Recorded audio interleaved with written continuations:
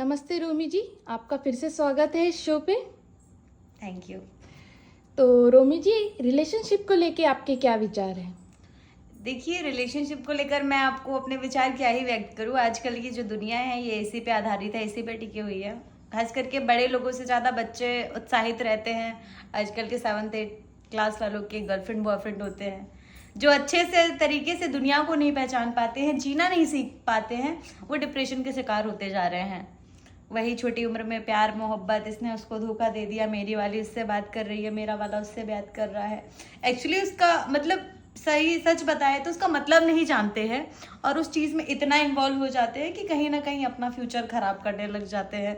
तो ये चीज़ें मेरे ज़्यादा समझ आती नहीं है, सच बताओ तो रिलेशनशिप को लेके आपका क्या पर्सनल एक्सपीरियंस है? देखिए, एक रिलेशन में तो मैं भी रही हूँ, मैंने भी एक रिलेशन कैरी किया है। कहीं ना कहीं देखिए, स्टार्टिंग की कोई चीज़ होती है ना, वो हमें बहुत अच्छी लगती है। जैसे अगर हमारे पास कोई सामान ही आया न्यू न्यू है तो हम उसकी कितनी इज्जत करते हैं, कितनी वैल्यू करते हैं।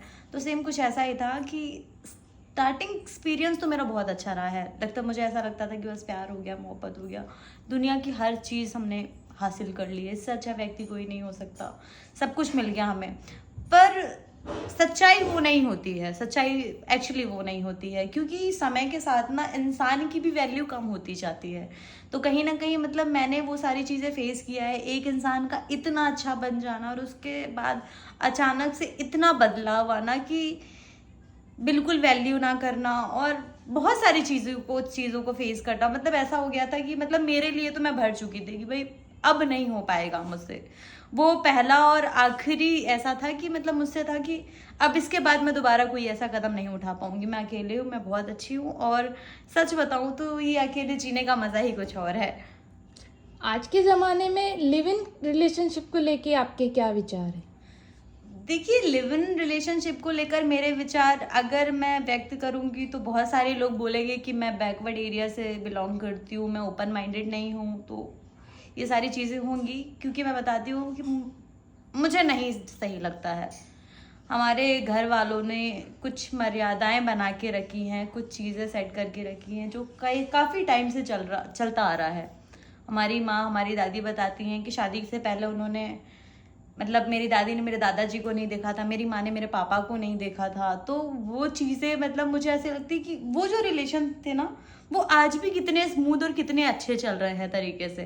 पर आजकल के लिव इन रिलेशन में क्या, हम लिव इन रिलेशन को रखते हैं, मतलब रहते हैं एक दूसरे के साथ, एक दूसरे को जानते हैं, हाँ कहीं ना कहीं वो ठीक भी है। पर घटना जब घटित होती है तो वो पता कि थोड़ी होती है, कुछ भी हो जाता है और उस चीज़ की रिस्पॉन्सिबिलिटी लेने से लोग हट जाते हैं। कहीं ना कहीं इंसान के जीवन बर्बाद हो जाते हैं, बहुत सारी चीज़ें खराब हो जाती है, और लिव इन में रह के एक दूसरे को इतना जान लिया है कि साथ में रहना ही पसंद नहीं करते हैं। बाई चांस अगर वो शादी सक्सेस हो गई लिव इन में रहने के बाद भी, तो भी लोग खुश नहीं रहते हैं। तो मेरा मानना ये है कि जो पूर्वजों ने बना के रखा है ना, हमें उसी पे चलना चाहिए और वही काफ़ी अच्छा होता है। तो आप ये कह रही है कि वो पॉजिटिविटी से ज़्यादा नेगेटिव टर्न आउट हो जाता है? एग्जैक्टली होता है ऐसा, क्योंकि मतलब मैंने देखा है यार, ये चीज़ मैंने कहीं ना कहीं देखी है कि होती है। बोल देते हैं चलो ठीक है बहुत प्यार है ना, हमें स्टार्टिंग में तो सारी चीज़ अच्छी लगती है, बट जब हम हद से ज़्यादा एक दूसरे के बारे में जान जाते हैं ना, तो वही चीज़ें हमें खाने को दौड़ने लग जाती है, और वो चीज़ें कहीं से कहीं तक सही नहीं रहती है, ये मेरा मानना है। तो आप ये कहना चाहती है कि हम सोचते कुछ और है और होता कुछ और है? एग्जैक्टली ये बात सच है, हम सोचते कुछ और है। क्योंकि देखिए, लिव इन में जाने का भी मतलब ही यही रहता है कि एक दूसरे को जाना, तभी तो हम फ्यूचर के लिए डिसीजन ले पाएंगे ना। हाँ। ये चीज़ें रहती है, पर जाने के बाद वो चीज़ें एक्चुअली होती नहीं है, हो कुछ और ही जाता है। तो बिना जाने कैसे आगे बढ़े? देखिए, जानने समझने के लिए हमें समय मिलता है। आजकल की जनरेशन इतनी एक्टिव हो गई है, हमारी फैमिली भी इतने ओपन माइंडेड हो गई है कि जिस इंसान से हमारी शादी होने वाली होती है, चाहे लव मैरिज हो चाहे अरेंज मैरिज हो, रहना ही ज़रूरी नहीं है। हमारे पास फ़ोन आ गए हैं, हम कॉल पे बात कर सकते हैं, हम नॉर्मली मिल सकते हैं। उसके लिए हमें एक रूम शेयर करना, एक बेड शेयर करना, ये ज़रूरी है क्या? ये मुझे सही नहीं लगता है। महिला सशक्तिकरण को लेके आपके क्या विचार हैं? देखिए, महिला सशक्तिकरण को लेकर मेरे विचार ऐसा है कि आज की महिलाओं को आज के टाइम पर कि किसी के ऊपर डिपेंड नहीं होना चाहिए। देखिए, पहले की बात कुछ और थी। पहले महिलाएं ऐसा थे कि उन्हें पूरी तरीके से शिक्षा प्राप्त नहीं हो पाती थी, घर वाले उन्हें इतनी सारी सुविधाएं नहीं दे पाते थे। तो वो खाना बनाना सीख के आती थी और पूरे टाइम ससुराल में खाना बनाती थी, सबको खुश रखती थी, बच्चे पैदा करती थी और बस वो घर की चीज़ों में ही उनके जीवन निकल जाते थे। पर आज का समय कुछ और है। आज की महिलाएं खाना बना भी सकती हैं और कमा भी सकती हैं, क्योंकि हमारे माँ बाप हमको इतनी पढ़ाई करवा रहे हैं, हमारे लिए इतना स्ट्रगल कर रहे हैं, सब कुछ कर रहे हैं। तो महिला को भी अपने पैरों पर खड़े होना चाहिए, अपने लिए स्टेप खुद लेना चाहिए।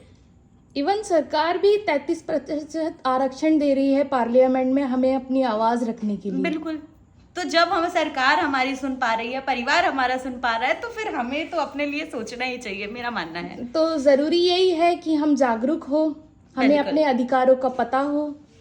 बिल्कुल बिल्कुल। तो आज की महिलाओं के लिए आपका क्या संदेश है? देखिए, आज की महिलाओं के लिए मेरा संदेश ये है कि आपने इतनी पढ़ाई करके रखी हो, जिन्होंने नहीं भी करके रखी है, हमारे पास 1000 रास्ते हो गए, हम पास काम करने की सुविधाएं इतनी हो गई है कि आजकल की महिलाएं कितनी सारी चीज़ें कर सकती है, किसी भी फील्ड में जा सकती है। पुरुष और महिलाओं में मेरे हिसाब से कोई भी अंतर नहीं रह गया है।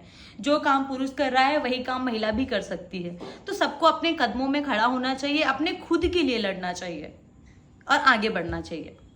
इस वर्ष तो गणतंत्र दिवस का भी यही थीम था बेसिकली, आप तो जानते ही होंगे। बिल्कुल बिल्कुल।